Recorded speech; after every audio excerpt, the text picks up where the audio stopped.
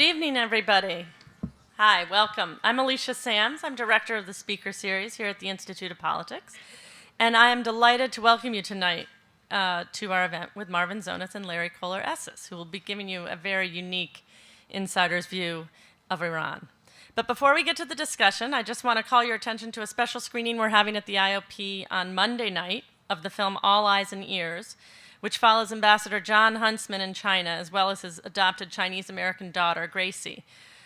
Those of you attending Ambassador Huntsman's talk on November 30th will want to catch this movie, and director Vanessa Hope will be with us for a Q&A afterwards, and she is a UFC alumni who will be back in town from LA. That is at 6 p.m. on Monday night at the IOP, and also John Huntsman will be here on Monday, November 30th. It's almost full, so if you're interested in coming to that, please sign up now. You can sign up for all these events on our website, politics.uchicago.edu. And I just wanted to let you know that tonight's event is being recorded and will be available on our website shortly. And it will also be followed by a Q&A, and we try to give priority to students. And we ask that you please make sure your question is a question and you try to be brief so we can get to as many of you as possible. Now I would like to introduce fourth-year student Melissa Pavlik, who will be introducing tonight's show. Melissa is from Detroit, Michigan. She's majoring in political science and statistics, and she's a fourth year. And she has been doing an amazing job at the IOP as co-chair of the International Policy Program as well. Melissa.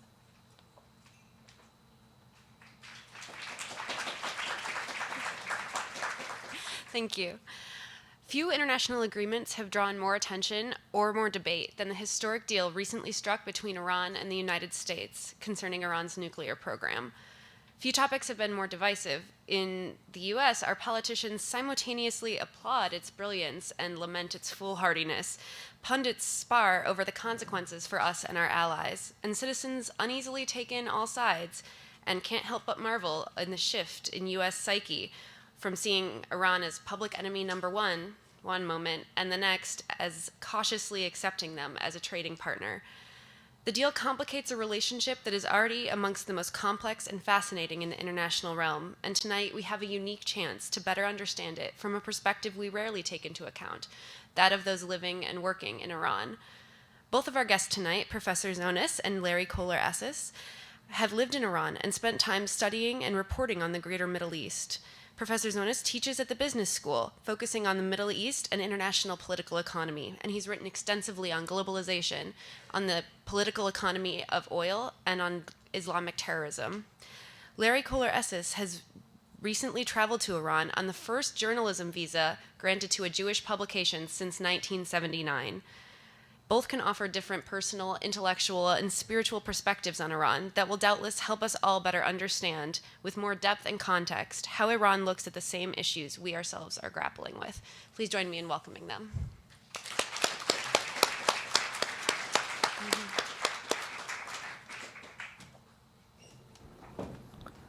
I have a clicker in my pocket here, which I'm told will work. Professor Zonis and I talked earlier and decided I will start, and then Professor Zonis will go, and then we'll talk about questions. But I thought, if I can stand up, that maybe one of the first things to address is how did I end up going to Iran while representing the Jewish Daily Forward, which is one of the oldest, most prominent Jewish newspapers, pro-Israel, not always pro-Israel government, but pro-Israel in a broad sense. And the way I ended up there is quite interesting. In 2013, President Rouhani had just been elected president of Iran.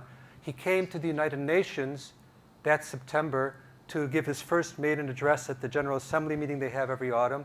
And I got it into my head that I should try to get an interview with him because, well, my pitch was, President Rouhani, your biggest problem in this country, particularly as you're now thinking of negotiating a nuclear agreement, your biggest problem is the American Jewish community, and more broadly, the neoconservative narrative on your country, which states that you are developing a nuclear program in Iran with genocidal intent against the Jewish people living in the state of Israel.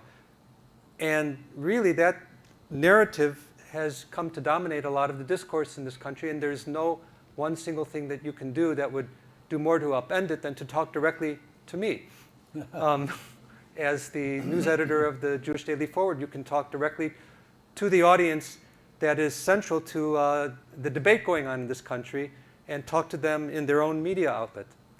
I brought this idea to the Iran UN mission press officer, and he listened very politely and said, no, I don't think so. But I have an idea. Why don't you go to Iran? Which was an idea I had never thought about. I mean, I had actually lived in Iran for 2 years in 1977 and 78. I had tried a couple of times since then to apply for a visa and been turned down. And here he was suggesting this. So I immediately applied for a visa and was turned down again. I applied 2 more times. And then last spring, around about maybe the beginning of June, I was told, well, if you could get a letter of support from one of the major leaders of the Iranian Jewish community, that would make a big difference. And it's a complicated story how I managed to get that letter from one of the leaders of the Jewish community. The person who wrote it finally was the former member in parliament, the Iranian Majlis for the Jewish community, which they have a reserved seat there. And I got notice about 10 days before I was supposed to go that I would be going. And this to me was quite amazing and quite unexpected. So I guess one of the first places I stopped was with the Iranian Jewish community. And I wanted to just say a word about them since I do work for a Jewish publication, and that was part of my brief, was to find out how the Jewish community there is doing. There used to be up to 100,000 Jews when I lived in Iran shortly after college in 1977. There's now probably about 9 or 10,000. And this gentleman here is Parviz Yeshaya. He was the first leader of the Jewish community after the revolution. It was a very special time. Most of the leadership under the Shah were people with strong ties to the state of Israel. They were business-oriented. Yeshaya was different. He had grown up under the Tudeh party. He was like many younger Jews. At that time he was young. Now he's in his 80s. He had been a member of the Communist Party, which is called in Iran the Tudeh Party. And that was not uncommon for Jews of his generation, because during World War II, the only political party in Iran that was not pro-German, basically, was the Tudeh Party. And I guess in some ways it's comparable to what happened in Eastern Europe. There were many Jews who joined that party because of the anti-fascist orientation. He was one of them. He was very active against the Shah. He was thrown into prison. He got sprung out of prison. And within the Jewish community, when the leadership pretty much fled the country, he and his cohort around him of similar activist Jews sprang to the head of it. And what they engineered was very smart. They were able to convince the Jewish community to march in an anti-Shah demonstration that spring, late in spring or early summer. And it was like a revelatory thing, because the Jewish community had been doing their best to keep their heads down, but he understood which way the wind was blowing. He conducted a demonstration with about 7,000 Jews, and the Muslims in the streets said, Mubarak, Mazel Tov, the Jews are on our side, they're part of the revolution. And then when Khomeini came, he cashed that shit in, and he went to get an audience with Khomeini and some of the senior Ayatollahs. And he got from Khomeini, this was during the time that Khomeini was turning the ship of state into being a virulently anti-Israel, anti-Zionist country, but he got from Khomeini a fatwa issued saying that this Iranian Jewish community, our indigenous community, is not to be touched. They're to be protected. They're to live under Sharia, which involves various discriminations. They are, in a sense, protected second-class citizens, but they're protected, they're secure. And one of the main reasons is the fatwa from Khomeini that this gentleman was able to obtain by trading in that very insightful demonstration he conducted in the late spring of 1978. So I thought this would be a good way to introduce you to a number of people in Iran. I was there after 37 years for 7 days. Doesn't make me an Iran expert. You have an Iran expert in this room who will follow me. But I'm the dilettante here who traveled around the country and met various and sundry people at this very special time when the agreement was being debated between both respectively in America and in Iran. And it was, I can assure you, as big a deal for debate in Iran as it was in America. I found Iran to be a place of really totally unexpected surprises. And I thought I could guide you through those surprises by introducing you to some of the individuals I met. This gentleman's name is Hossein Soleimani, and he lives in Qom, which is the holy city of Iran. It's a city of shrines and mullahs and madrasas, it's really a city of pilgrimage. And he is one of the senior faculty members of the Jewish Studies Center at the university in Qom. They have one, it turns out. Who knew? And I talked with a bunch of them, and it was quite amazing. One of the amazing things was learning how do you do a Jewish study center in a country that is virulently anti-Israel. And that was my first encounter where I learned about this kind of neat compartmentalization they do. They consider Jews, especially Iranian Jews who've been there since 500 BC, to be people of the book, worthy of respect, meritorious people, people that have lived in their country and among them for not just centuries, but eons. Then there's Zionism in Israel. The two in their psychological world have nothing whatever to do with each other. They're completely compartmentalized. There's the Jews who are the respected people of the book, and then there's Israel and Zionism, which is this malign international force with tentacles all over the world that's reaching in conspiratorial ways to frustrate Iran at every corner. But they have nothing to do with each other. So, for example, I talked to him and to his compatriots at the school about how, excuse me a second, sorry about this.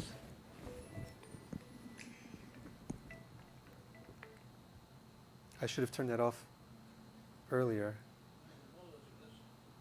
Actually, they are, I think. He said, well, we study the religion, we study the Talmud, we study the Kabbalah. This gentleman is a criminologist. He was working on a book at the time, translating an American book about punishment in the Talmud and how this punishment in the Talmud compared to punishment in the Quran. They have an expert in Kabbalah. They have an expert in Midrash there. And as I was leaving, I thought I'd ask him a trick question. I said, who are your favorite authors? And he answered immediately, my favorite author is Adin Steinsaltz for his translation of the Talmud. But I also like Martin Buber a lot. I just really like this guy, Martin Buber. I think he has a wonderful philosophy. So that was my first encounter with some of the surprises of Iran. I tried to talk to people from as many different walks of life as I could, from ordinary people on the street to ayatollahs, grand ayatollahs, political people. This gentleman is Nadir Kadiri. He's a butcher, and he works in the bazaar in North Tehran. And we talked about a lot of things. What was most important to know about him is that, and most important to know about a lot of the people I spoke to, is that they not only, at that point in time, because we're talking about a snapshot, it may well be different now, they not only were willing to criticize the government very strongly, they were willing and ready to do it on the record with their names attached and to be videoed. This is, like, to me, the revelation of my trip. My takeaway was that there's nothing like freedom of the press in Iran. The press is very controlled.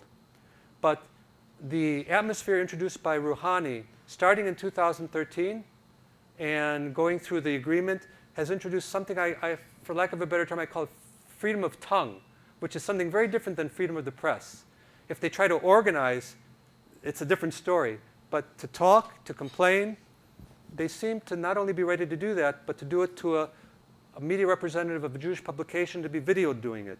So Nadir Kadiri, I asked him, tell me, I'm just curious because of what we understand in America, do you want to destroy the state of Israel? And he answered, this is not the intention of the people of Iran at all. We as human beings have no intention of attacking Israel. They've lived, Jews here since ancient times, since the time of Cyrus. The people of Iran want in some way to show the world that what's going on in the last years is not the will of the Iranian people, but of the Iranian government. He went further than that. As we talked about other things, to my surprise, he criticized the conduct of Ayatollah Khomeini in the Iran-Iraq War of the 1980s.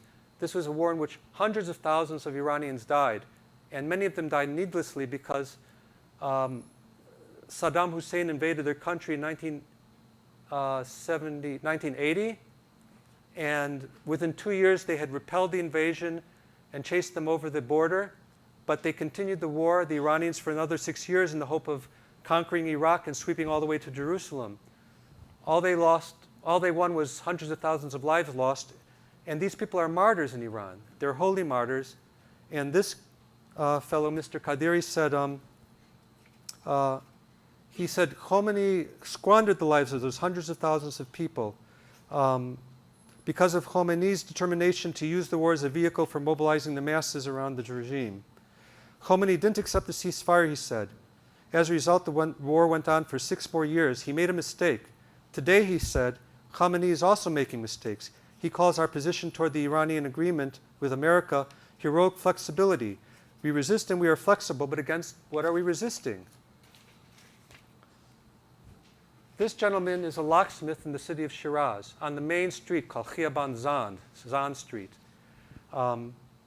As you can see, he looks like he's in the 60s, maybe even a little bit older. And he is old enough to remember what things were like before the Iranian Revolution. I asked him the same pop quiz question that I asked the other gentleman. Most of the people, I'd say, do you want to destroy the state of Israel? And he said, I think it's impossible to destroy Israel. If Iran were to attack the Jewish state, there will be huge destruction in return. It just can't happen.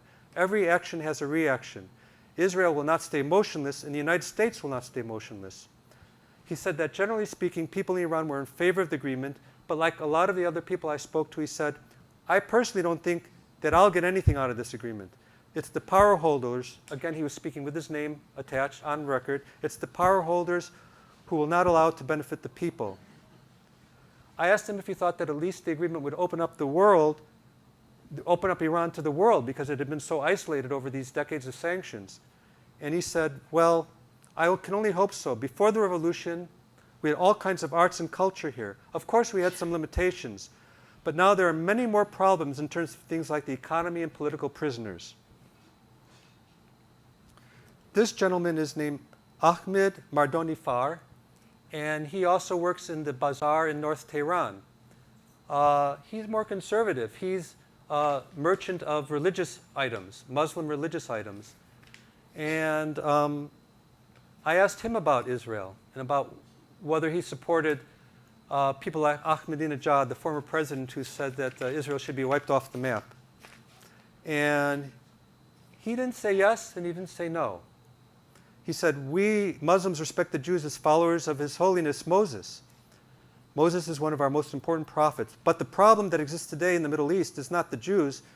The hostility has been created by the Zionists. The Jews of Israel are responsible for this. That is the Zionists. Not all the Jews, of course. It's the Zionists. Because for years and years, they placed Palestinians in cages. They torture them, imprison them, push them out of their homes, and kill them. 2.5 million people for many years have had no access to basic living facilities such as water, electricity, medicine. It's these actions that are the basis of hostility towards Zionists in the Middle East. This fellow is a very important gentleman. His name is Hossein Kanani Moghadam, and he's the former commander of the Revolutionary Guards. He was the commander of the Revolutionary Guards during the Iran-Iraq War. Today he's one of the wealthier people in Iran, like a lot of former Revolutionary Guard people. He lives in North Tehran in one of the more fancy neighborhoods, and while I was there he had a visitor who he introduced me to him. He's the guy who's creating a free enterprise zone, a duty-free zone in North Tehran that's going to take in all kinds of products from around the world once the agreement comes. And I have to say that I heard not one warm word about Israel the whole time I was there, but I did not consider anybody I met to be outright anti-Semitic except for this gentleman. Mr. Moghadam is a nuclear engineer by training, interestingly enough. He's a nuclear engineer, and After he left the Revolutionary Guard, he ran for president in actually the same election that Rouhani won. He also ran in that election. And he was trained in England as a nuclear engineer. He did his PhD thesis on the virtues and advantages of building nuclear plants underground for what he called environmental reasons, that it was advantageous environmentally to build them underground. Why do I say that he was the only anti-Semite I met? Well, Mr. Mogdam, during the course of our conversation, he took out a dollar bill. He said, look at the back of the dollar bill. You see that dollar bill? Actually, he didn't have one. I had the dollar bill. He said, look at the back of the dollar bill. Do you see the pyramid with the eye on top? He said, that's a symbol of the Masonic Jewish conspiracy, which I had never heard of before. But apparently it's a meme that's out there for many years. And you can look on I went out and looked at the internet later, and there's a whole thing about the Masons and the Jews and the pyramid. And he went on to talk about how Jews control 90% of the capital in the world. So I came to the conclusion that it's sometimes hard to say what anti-Semitism is, but I decided this was a pretty clear-cut case. But it's more complicated than that, because when we came to talk about Israel, he said, yes, I don't think Israel has any right to exist. Then I asked him, but if the Israelis and the Palestinians reached a two-state solution, would you accept that? And he answered me, if the Palestinians confirmed such a thing, not just the leaders, but the people confirmed a two-state solution in a referendum, I would accept it. I'm not going to be more Palestinian than the Palestinians. And there was another thing that was interesting about him. When he ran for president, he ran on a platform of greatly reducing expenditures on defense. And we talked about that. He said to me, we can't keep spending the money on these outside forces. We have to try to use the money inside. He said this not because of any sentimentality. He said, after 20 years, 30 years of sanctions, this is the best, quickest, most efficient way to build up the country to make it powerful again. And that's what we have to be focused on. It's not going to come from foreign adventures. We have to use the money on the inside. We can support groups like Hezbollah or the militias in Iraq politically, but not militarily. We have to reduce the military budget because in the last few years, we've been part of a bad competition with Saudi Arabia and the United States. This is destroying the economy of Iran. It's worse than the sanctions. Even if Saudi Arabia spends $100, we should just spend $1 for that amount. This gentleman is named Mohammed Hassan Asfari.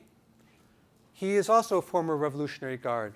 He served with the Revolutionary Guards in Bosnia, later in Lebanon, and today he's a member of the parliament, and he's an important member of the parliament. He's the chairman of the Committee for Defense and Foreign Policy.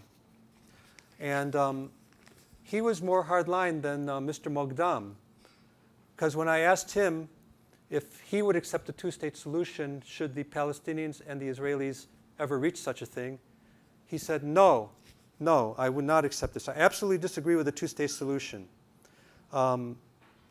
He said, all the people there who are living there now should decide the country's future, not just the Jews, not just the Palestinians. Everybody there should decide on a non-Zionist future. And I asked him, do you think that Israel should be annihilated? And he stopped, thought carefully, and then he answered very carefully. He said, we're interested in relations with all the countries in the world except for the Zionist regime. We don't intend to go to war with any Jewish community so long as no nation opens a war against us. We are not planning a war against any nation. But then he added, of course, we would respond to any acts of war that Israel might initiate against us. He noted in particular that about 4 or 5 of Iran's nuclear scientists had been assassinated in murders that were widely attributed to the Mossad. And he said he considered these to be acts of war, or implied that.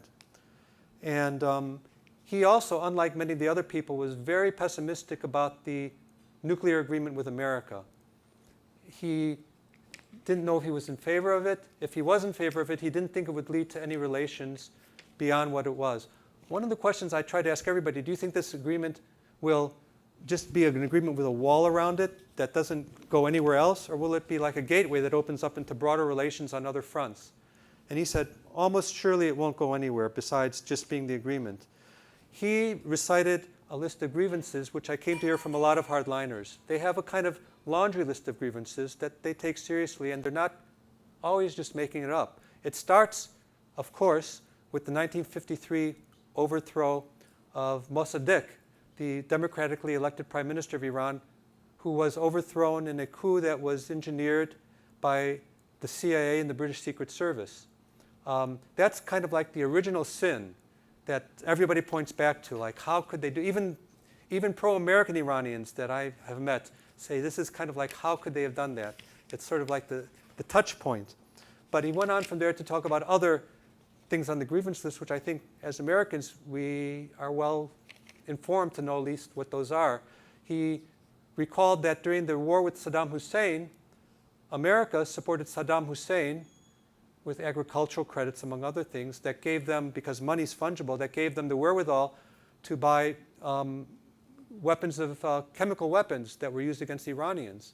Many Iranians were killed by nerve gas and other gases that Saddam Hussein bought during a time when America was supporting it and giving it the credits it needed in order to have the money to buy these weapons. So people like Mr. Asfari, at least, when they hear America talk about being opposed to proliferations, being opposed to weapons of mass destruction, they hear it with a very cynical air. Another thing he reminded me of is when the United States, on a ship in the Persian Gulf, shot down a civilian Iranian airplane, an Iran Air flight over the Persian Gulf, over Iranian waters, not international waters. It turned out to be a civilian plane that America had shot down by mistake, and 220 men, women, children, flight crew died. The captain of that ship was later given a commendation and a promotion. I don't think it was connected to that, but they noticed that. And this was part of the kind of long grievance list that Mr. Asfari recited. So he did not think that this agreement would go anywhere. He said, we never had hostility to the Americans, but always America has bad intentions towards us. If the Americans will be faithful to the terms of the deal, maybe there could be a first step, but I'm pessimistic. This is one of maybe 25 or 30 Grand Ayatollahs walking the earth today. His name is Grand Ayatollah Abdul Karim Musavi Ardebili, and he's in Qom. And when the revolution came, he was appointed by Khomeini to be the head of the judicial system. And he was the head of the judicial system when thousands and thousands of people were executed during purges that took place in the late 80s. In 1988, there were, nobody knows how many thousand, they were people that were already in prison. Many of them had already been sentenced. Something like maybe between 5,000 and 15,000 people were executed in their prison cells. And many of them were from the Mujahideen Khalq, which is the group that was opposing Khomeini. They were themselves committing acts of terrorism. Some of them were leftists, communists, heretics of various kind. And strangely enough, he's now 89 years old. He lives in Qom, and he affiliates himself with the reform movement, the so-called Green Movement in Iran. He was very angry in 2009 when there was an election in which the Green Movement candidates seemed to have won. Musavi is his name. And the supreme leader, Ayatollah Khamenei, did not accept the results. And instead, after a short period of toleration of the protests, repressed them viciously. People were shot in the streets, and Ardebili was the head of the judicial system during the time that the people were murdered in '88. But when they were murdered in the streets in 2009, he protested against the government very strongly and associated himself with the Green Movement. But what this has to do with his foreign policy, maybe not so much. I asked him, would you like to destroy the state of Israel? And he said, Islam's point of view regarding the Jewish nation is very high. We learned that Jews are as respected as Muslims from the Quran. But we believe that the state of Israel must be changed, corrected, and improved. And if that's not possible, and if the nature of the state does not allow for improvement because of the inherent nature of Zionism, then the state must be destroyed. He was pretty clear about that. He said that Israel kills children and proudly defends killing them. So I asked him, well, can you give me an example when Israel proudly defended killing children? At that point, his son interjected. His son was doing the translations. And he said, no, what my father meant was that Israel supports policies that lead to the killing of children. So then I asked my next question, with the son acting as translator. And I said, would Grand Ayatollah Ardebili accept a two-state solution if somehow, somewhere, in some way, that was ever negotiated between the Palestinians and the Israelis? And his son refused to translate the question, which told me that this was a very sensitive question. He said to me, I'm afraid my father is not familiar with the idea of a two-state solution. It wouldn't make any sense to ask him this. This is an idea that's much discussed in the West, but not much here. And so I never got to get an answer to that question. About 6 blocks away from Ayatollah Ardebili is Grand Ayatollah Abdul Karim Musavi, different guy, is Ayatollah Yosef Sana'i. He's younger than Ardebili. He's only about 76, and he was one of Ayatollah Khomeini's prize students. He, even more than Ardebili, is associated with the Green Movement, the Reform Movement. When the reformists were protesting against what they felt was the fraud of the election being robbed from them, he stood up louder than anybody else and protested against the government's repression of that fraud.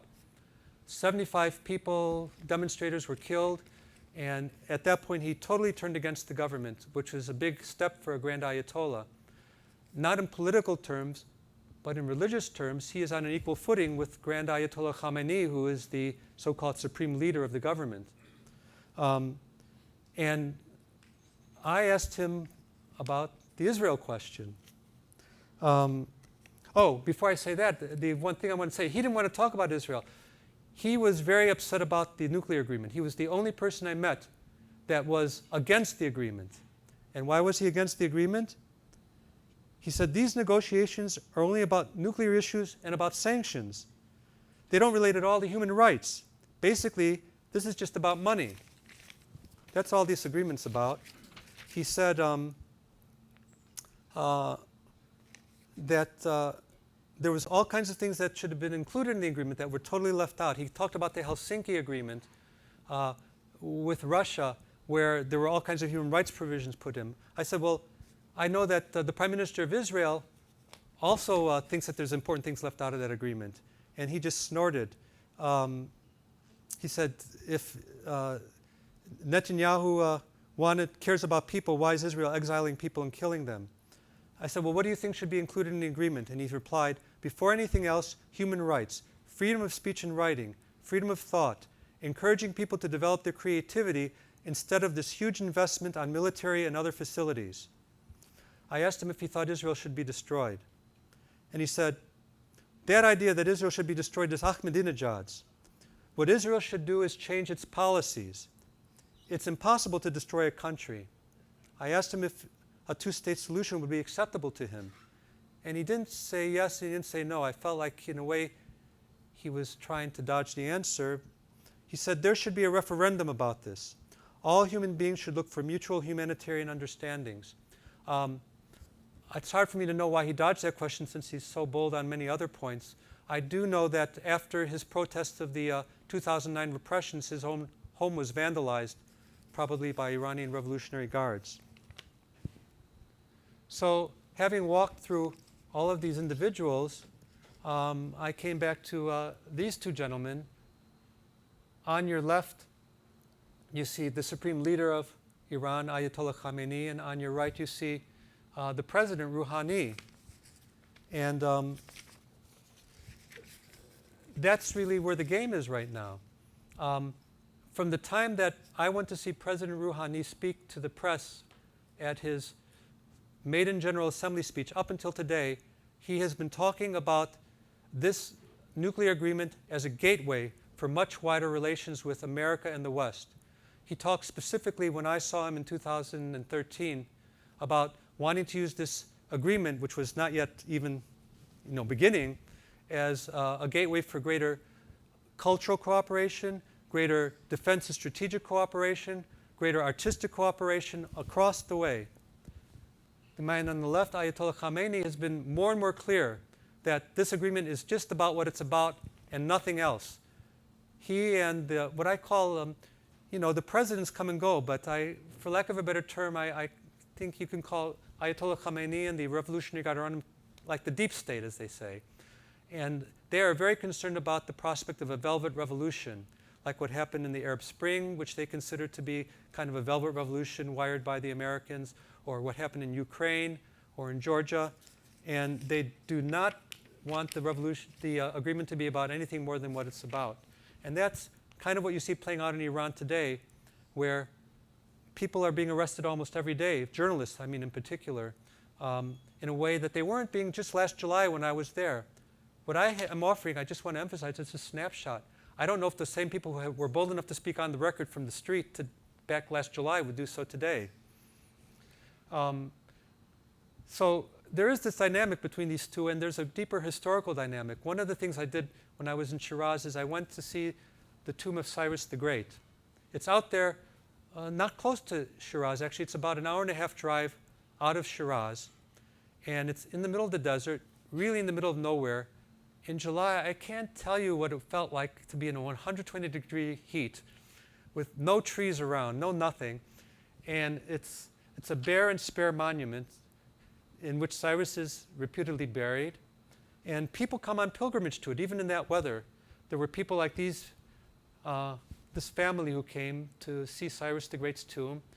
And I talked to this family. I asked them why they came there on a day like today. And they say, we consider Cyrus the Great to be our father.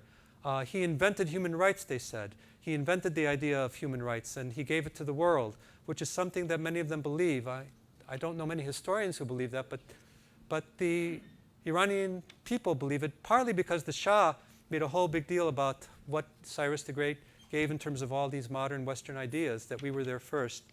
And there are pilgrims that go there. But more pilgrims go to this place. This is Ayatollah Khomeini's tomb in Tehran. And you can see the difference in the, what can we say, the lavishness of each tomb and who got the, look, I don't know what Cyrus's tomb looked like 2,500 years ago. Maybe it was also similarly lavish, but it's not kept in the same condition as this tomb that was built for Khomeini. And people come to that Khomeini burial place really just to have a pilgrimage. I came there, and it's guarded by the Revolutionary Guards. When they were told that there was an American reporter from a Jewish publication there, they rushed me to the head of the line. They even let me take my camera inside, which people are not allowed to do. Again, it's part of this compartmentalization that they have between Jews and Zionists. I was not from Israel, and therefore, without inquiring too deeply about my belief system, he said, oh, you're okay, you're even better than okay. We want more of you. And this hunger to have people coming from outside the world after these years of isolation was remarkable. It kept on happening. I'd go through security at the airport on the domestic flights, and the domestic security would look at my passport and see an American passport and say, more of you should come. It kept on happening. And so I went into the tomb with my camera, and this is an amazing place. It's just one of the most lavish, most beautiful, architecturally, sort of stunning places that I've ever visited. It's Ayatollah Khomeini's tomb. He's like way back there buried. But you can see the amount of thought, the amount of expenses that went into it, the beautiful rugs. People not only come there on pilgrimage, they come there like to rest. It's very cool. It's very hot in Tehran in the summertime, and this place was kept like, maybe about 70 degrees. People were napping there. People can do their ablutions there for the daily prayers. And this was just a place of gathering for many people. It was very relaxed, despite the images you might have of what it would be like. There was not the kind of fanatical atmosphere around. It was, to the contrary, a very relaxed place, just stunningly beautiful, in which people come to kind of gather and relax. And that was my 7-day whirlwind tour of Iran, and I'll be happy to take questions afterwards.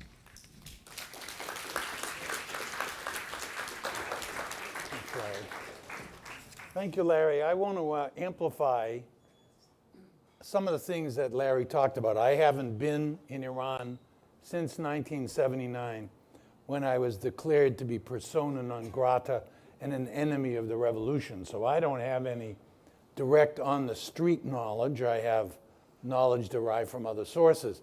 I do want to emphasize one thing that Larry said, which was really a fascination with and an interest in democracy, which, despite the idea of an Islamic theocratic dictatorship, is an extraordinarily important part of contemporary Iran. And so when people were talking about, for example, I would accept that Israel, if there were a two-state solution approved in a referendum by the Palestinians, that's an example of what I mean by a commitment to some kind of fundamental idea of democracy, which is extremely powerful in Iran. And I want to show you how that works, and I want to show you what's going on in the contemporary political process. So let's see if I can make this happen. You already heard about President Rouhani's commitment to the deal. And here's a quote from him from 1995. And so this is a man who's the head of the so-called reformists, who's been committed to not a nuclear program, not a program of nuclear enrichment, but a program of economic development. And his idea way back in 95 was that if one centrifuge is spinning and the cost to us as a factory, if the cost to us is economic diminishment, then let's shut the centrifuge and go for the factory. And so this has been a fundamental commitment of Rouhani, and I would say in general, the reformists of which he is the head. And so when he was asked recently about whether this agreement would lead to any kind of opening with the United States, basically what he said, as you can see, is, I hope so. He was, of course, immediately slammed by the so-called hardliners, who in Iran are called the principalists, on the theory that they are committed to a principle of Iran, a little bit like North Korea, which is to say the Juche economy, independence from the world economy, independent of all foreign influences on Iranian society. And so you find Ambassador Zarif, who's another major reformist, the foreign minister who negotiated with the deal with Iran, more recently was asked, in fact, this week was asked by a reporter of a newspaper in Iran, where to now at the West in general? Zarif is asked. And Zarif says, I don't expect that things between us and the USA will reach any kind of relationship anytime soon. Is this door shut? The reporter asks. And Zarif says, yes, it is. And so these guys are covering their tracks and worried about the possibility. How is this all playing out? And that's the really key issue of contemporary Iran. The answer is there is an election in Iran for the parliament and for the assembly of experts, and I'll come back to who they are, on February 26, 2016. Same day, there are going to be two big elections in Iran. President Rouhani is massively committed to getting reformists elected to the parliament. Because again, while there is a dictatorship, the parliament is a very important institution in Iran, which is why, by the way, Khomeini preserved it, even though he created a theological dictatorship, because he knew that the sentiments of the Iranian people were committed to a parliament and democracy, which has been the case, by the way, for the entire 20th century, way before the Pahlavi regime, let alone the Khomeini regime.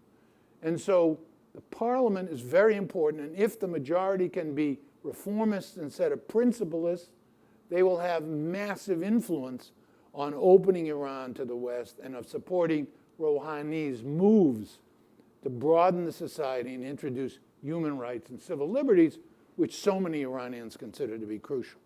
So they're working very hard to do that. Secondly, the Assembly of Experts is to be elected that day. Now, the Assembly of Experts is made up of clerics whose job it is to meet every year and select the supreme leader.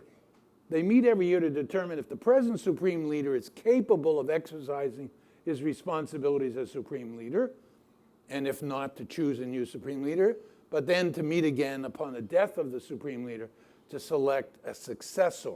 Well, turns out that Ayatollah Khamenei is younger than I am. Everybody is younger than I am. But he should be alive for quite a while, despite having had surgery for prostate cancer in September of 2015. And so he may not go anytime soon. But nonetheless, this election of the Assembly of Experts is extremely important because one doesn't know when he is going to die. So what's the dynamic? The dynamic is that former President Rafsanjani, a name many of you will remember from the history of the theological Iran, is running to become head of this organization, which he did head once, but more importantly is working very hard to get clerics who support reformists to be elected to the Assembly of Experts. Now, his problem is there is another group called the Council of Guardians who have to approve every candidate, who have to approve the Islamic credentials of everyone who wants to run for parliament and for the Assembly of Experts. So Rafsanjani is not free to go out and pick any radical guy he wants to. He's got to get him approved by this council. The key player in all this, besides Rafsanjani now, turns out to be Ayatollah Khomeini's grandson. Ayatollah Khomeini has a grandson whose name is Hussein Khomeini, and Hussein Khomeini is one of the leading reformists of contemporary Iran. He is an Islamic cleric who is nonetheless an avid supporter of President Rouhani and the reformists, and he has been quoted on numerous occasions over the last 20 years in the most radical fashion as a reformist. I just want to read you a couple of quotes from Hussein Khomeini, somewhere in here. Yes. He said that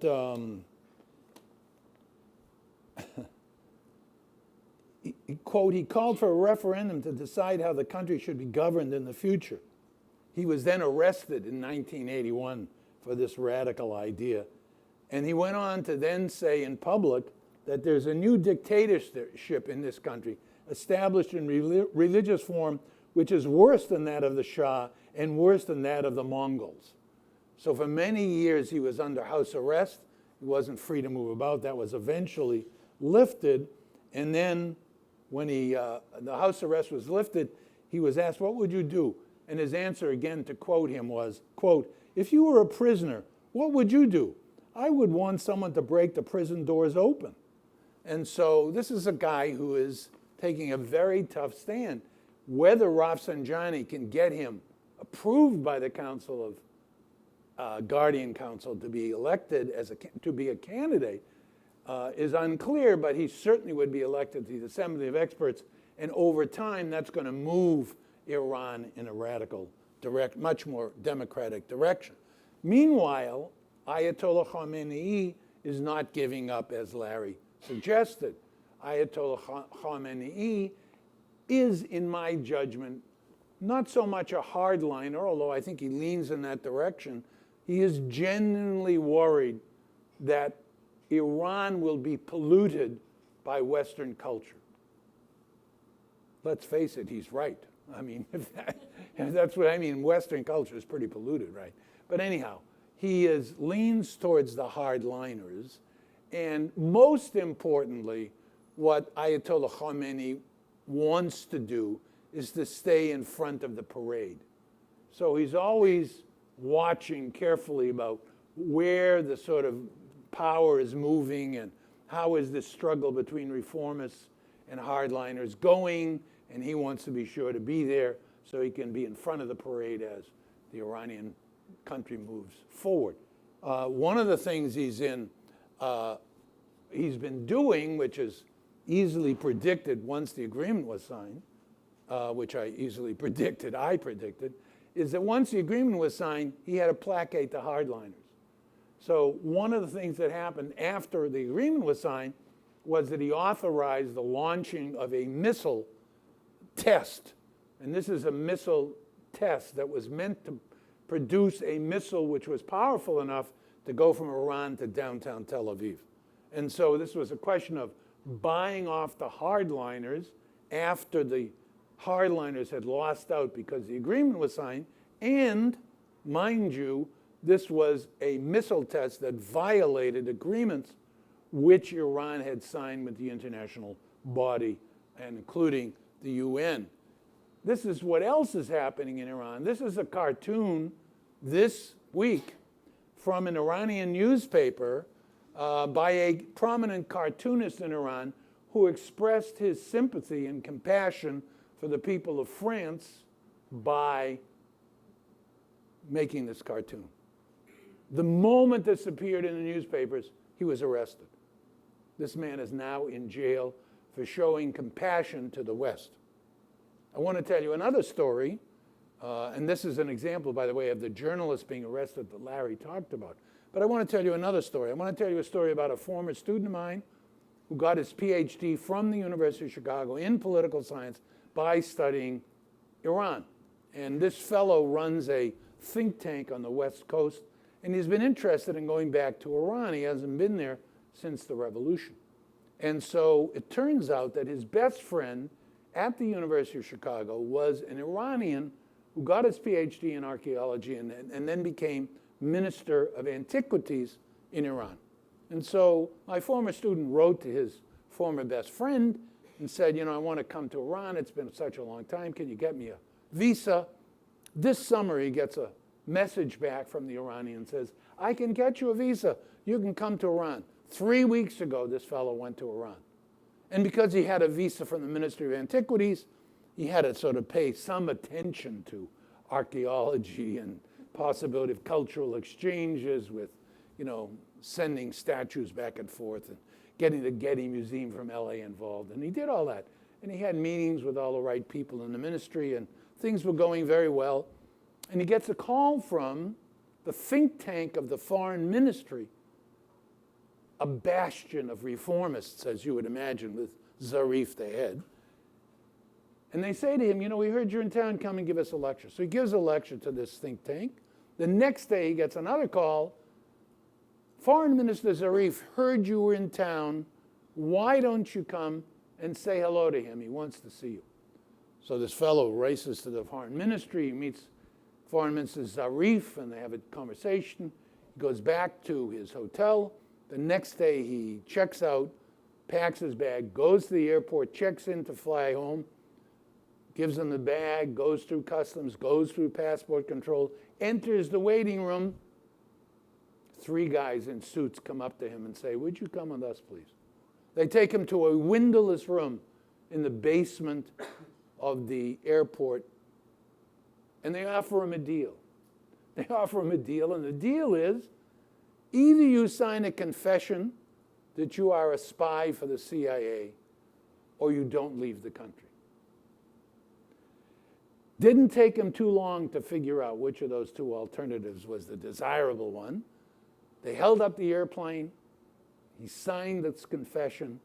They rushed him out, put him on the plane, and he left for the United States. What is going on?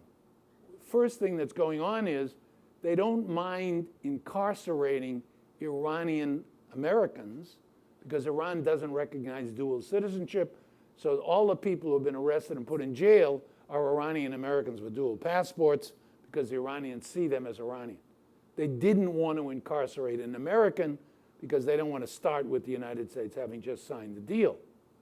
What they did want to do was send a message to Foreign Minister Zarif.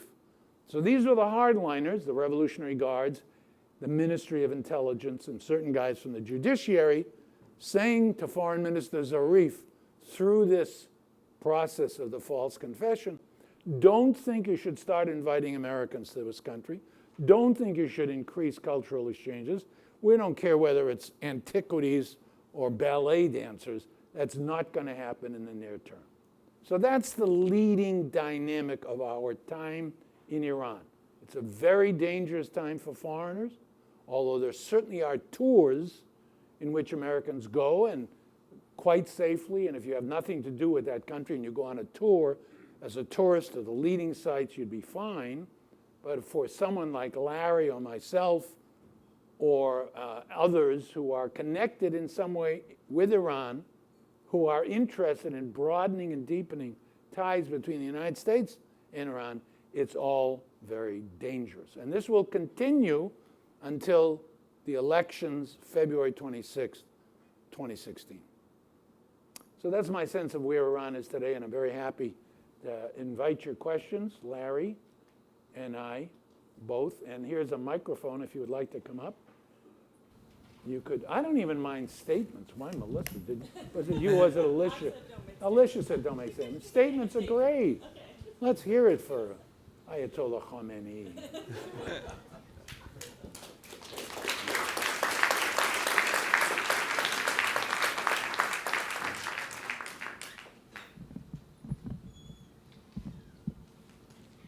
If I could, for both of you, and perhaps the first one mostly for Larry, when we went to Iran a long time ago, it was our feeling that the populace loved America and loved Americans. We saw Dora the Explorer backpacks, Ava shoes, and they seemed to really want relationships with America, as opposed to Germany, France, Britain. Not as opposed to, but I mean much more so. And I'm wondering if you feel that sentiment in the populace still exists, a very educated populace of which most people have gone to the university and many can travel and have traveled to the United States. That's one question. Is the populace still feeling that way? And I guess Mr. Zonis, or Professor Zonis, in the election in February, people that I talked to that know something about Iran, Iranians, believe that that election is going to be very favorable and might even reduce the power of the supreme leaders significantly. Is that in play? Is that in the cards? Or is it merely a somewhat of a shift in attitude? Could we potentially see a major structural change in the supreme leader's position? I think you're half right about the love affair with America. America is not like other countries, to at least most Iranians that I met, not only in Iran, but just here and everywhere. But you're half right because it's more like a love-hate relationship. Even the hardliners have this thing about America. America attacked us, and why did they do this to us? And yet they're fascinated with America. I had an hour-and-a-half-long conversation with a Revolutionary Guard who was guarding that tomb that I showed you of Ayatollah Khomeini, and he was very distrustful of America. But then he asked me, like, what do Americans think of the Revolutionary Guards? And I said, well, most of the Americans who have heard of the Revolutionary Guards are afraid of them. He said, why would that be? Why? I mean, America's like this huge, powerful, populous country. It's got the most powerful military in the world. It's got the strongest economy in the world. And Iran is a much smaller country with a much smaller army, a much smaller budget. Why would they ever be afraid of the Iranian Revolutionary Guard? And it was, he really wanted to know. He really wanted to know. And I had to explain to him about the enduring impact of the 200-plus day illegal seizure of the American embassy and the hostages. I had to talk about that as being America's, kind of bête noire with regard to Iran. I said, maybe just like you remember the overthrow of Mossadegh, Americans, if they know one thing about Iran, they know about that Iranian hostage crisis. And we have to live with each other's mistakes foremost in our minds right now. But even he had this fascination, this curiosity about America. And the isolation that Iran has been in for the last 20, 30 years has just increased the kind of allure of the forbidden fruit. Two things. One is I want to re-emphasize what Larry said about the grievances which so many Iranians have against the United States for the policies that we have pursued. Not, in my judgment, the coup of 1953, but certainly the shooting down of the civilian aircraft and the promotion of the ship captain responsible, and he got a special medal for the meritorious service, Right. killing 225 Iranians. And secondly, the unflagging support which we gave to Saddam Hussein for 8 years because we were afraid of the spread of Iranian revolutionary ideology. And we provided Saddam with every possible thing we could to make sure the Iranians did not win the war, which they did not do. And that's not forgiven by Iranians, even though many of them would want to come here, many of them want to send their children to study here, many of them want Americans to be there. But this is a background issue. In terms of the structural changes, I don't expect to see any structural changes in the role of the Supreme Leader until perhaps, optimistically, the death of the present incumbent. And much more importantly, one can imagine over time that the role of the Supreme Leader would become something like the role of the Supreme Court in the United States. Or there could be a panel of Supreme Leaders whose role it was to see whether legislation was compatible with Islamic law or Shiite practice, something like that. Can I add something to that? I was surprised to find that in Qom, which is like the center of Iranian theologians, there's more debate about the structure of the Iranian government and whether it's proper to have that kind of structure than almost anywhere else in the country. The role that Ayatollah Khamenei has and the role that Ayatollah Khomeini had before him, that Ayatollah Khomeini created, is an aberration in terms of the traditional theology of Shia Islam, which is what they call a quietist philosophy. Over in Iraq, next door, the most prominent Grand Ayatollah is Sistani, who holds to this traditional view that you don't take over the government, you influence government through moral suasion. Maybe not just moral suasion, but certainly moral suasion from the outside. You don't enter government, you don't head government. And there's a lot of distress among some of the Ayatollahs that this is a complete break with hundreds of years of Shia theology, that the Ayatollahs should not be running the government. A lot of people say that the Iran nuclear deal, by ending sanctions, will create a lot of opportunities for independent entrepreneurs, and that will be a big liberalizing force. But another possibility is that to do business, you have to be connected in some way with the Revolutionary Guard Corps, so it will actually strengthen the crony capitalism. And I wonder what you think about that, but more deeply, what is Rouhani's objective? Is it really to liberalize the regime, or is it to create a more resilient kind of authoritarianism like in China that has both opening up to the world so the regime can have the legitimacy of producing economic growth and yet maintaining control? What is his real objective? Let me take on the first one.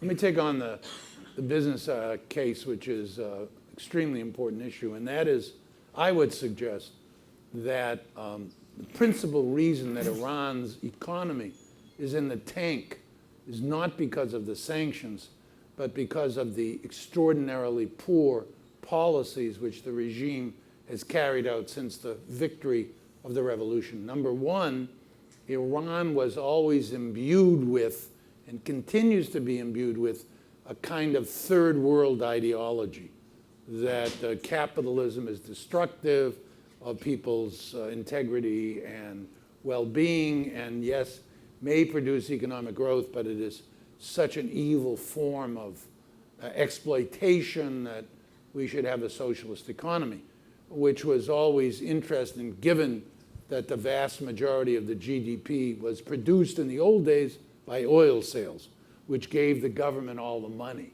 So it's pretty hard to have a socialist system under those conditions.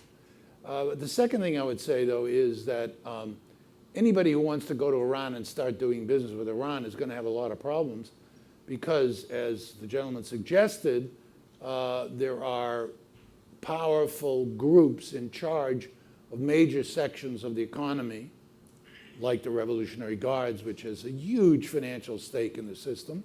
And secondly, nobody in America knows how to operate in the Iranian business climate. So if you want to try to operate in the Iranian business climate, you better find a joint venture partner. And who's the joint venture partner going to be? The Revolutionary Guards. Or some other despicable guy who really has his finger in a lot of pots. So it's very tough. It's not going to be as easy as we would like. I stayed in a very nice hotel in Tehran. It was built as a 4-star hotel.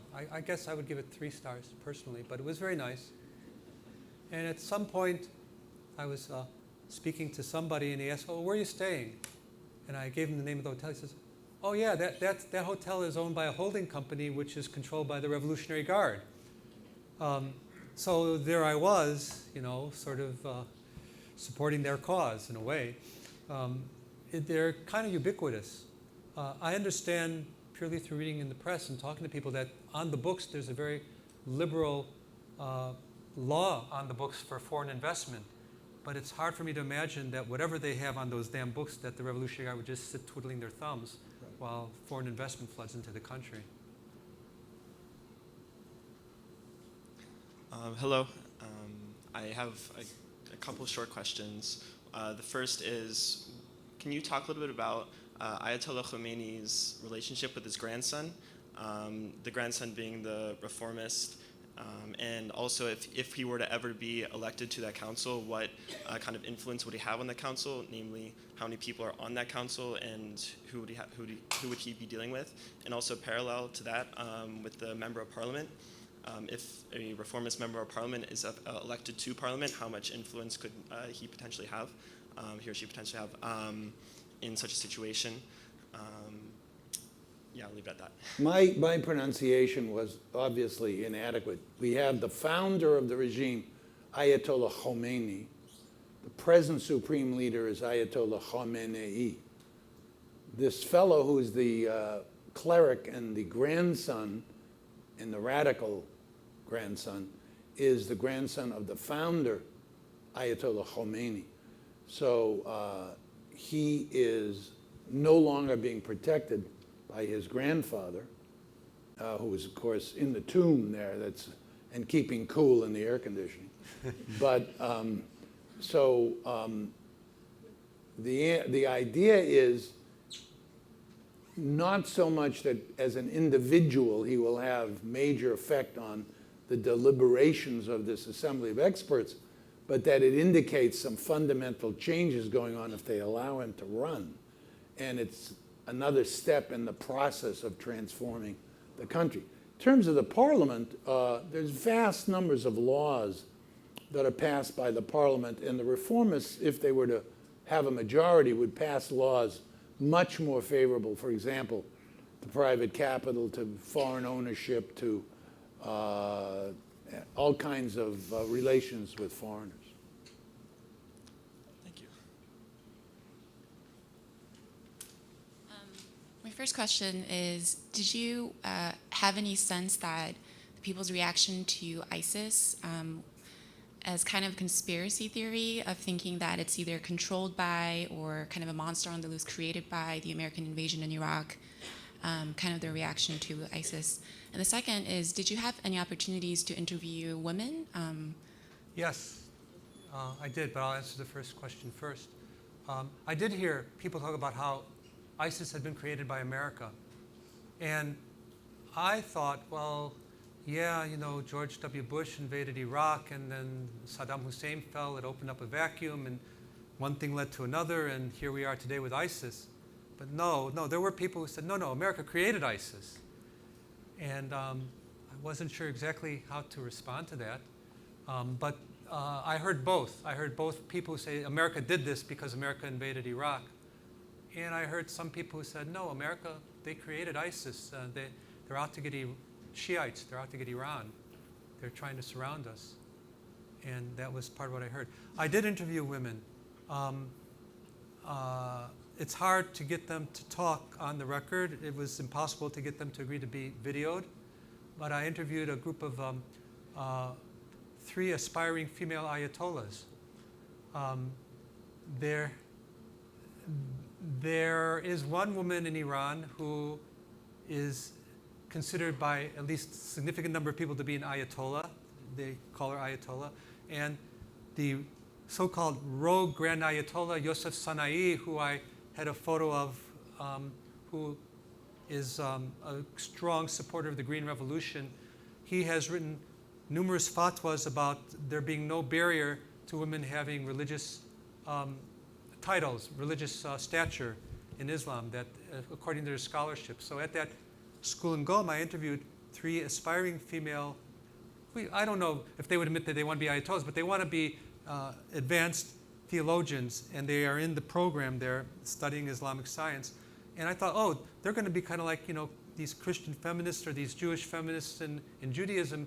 And I started talking to them, saying like, how do you sort of work with the Quran to make it work for women? And this was not on their minds at all. One question I said, well, what do you do about that verse in the Quran that talks about the permissibility of a husband beating his wife if she's disobedient? And they said, no, it's not like that at all. That beating of the wife, that's only if she denies him if she denies him sex when he wants sex. That's the only time you can do the beating, and it's only like very lightly. And there was no idea in their idea that, we have to find a way to interpret that or reinterpret it the way you often do in Judaism. The Talmud radically reinterprets many things that are in the Bible, and modern rabbis today often radically interpret things that are in the Talmud, which is this ongoing. That was not what they were about. But for all that being said, they are females and they are aspiring Ayatollahs, and we'll have to see how that plays out. Hi, thanks so much for talking with us today. This has been really interesting. My question is about the distinction between freedom of the tongue and freedom of the press. Yes. And in particular, you guys have both mentioned that there is it seems like a lot of free thought within Iran, a lot of diversity of opinion. And I'm curious what the channels are of information that people base their opinions on, in terms of opposition, if not through the free press. I found that the government's efforts to shield people from information worked imperfectly but good enough, well enough. That gentleman from the North Tehran Bazaar, who's a butcher, the young man who, I asked him, what do you think Iran needs now? Does it need investment from the West? Does it need political liberalization? He said, no, what we need is information. We lack political intelligence. But he meant information. The National Iranian Television is not run by the government, which is Rouhani. It's directly and solely responsible to Ayatollah Khamenei. And it's a very filtered kind of government information that you get through the television, which is where most people get their news. Online, in the internet, it's all filtered. It's correct that many younger, savvier people have ways of getting around the filter, but it takes knowledge, it takes time, it takes motivation, and most people don't have all that investment in it, and so they settle for what they can get. The internet is filtered. Our paper, The Forward, is filtered. Strangely enough, one of our competitors, New York Jewish Week, is not filtered. Go figure. The New York Times is not filtered. I was able to get the New York Times on the internet. The Washington Post is filtered. It seems very arbitrary, but you could see the effect on people. I talked about that long discussion I had with the Revolutionary Guard, who was one of the guards at the tomb, and he said, the problem with America is not the government, is not the people, it's the government. I said, what about in Israel? He said, no, in Israel the problem is both the people and the government. I said, well, why the difference? He said, well, in America, at least people protest. When the country goes to war, you'll have protesters, you'll have demonstrations. The people aren't going along with it. But in Israel, they just go along with it. They're the same. The government and the people are the same. And I asked, well, do you know that Ariel Sharon was basically thrown out of office after 1982 because of the massacres at Sabra and Shatila? He had never heard about that. In fact, he was under the impression that Sharon had remained in power from that time all the way until the time he died. because of the lack of information. This was like, I consider to be product of the lack of information. Just let me add one thing. If you want to see the kinds of spin on news which the Iranian people get, you could go to the Iranian-sponsored television station called presstv.com. It's online.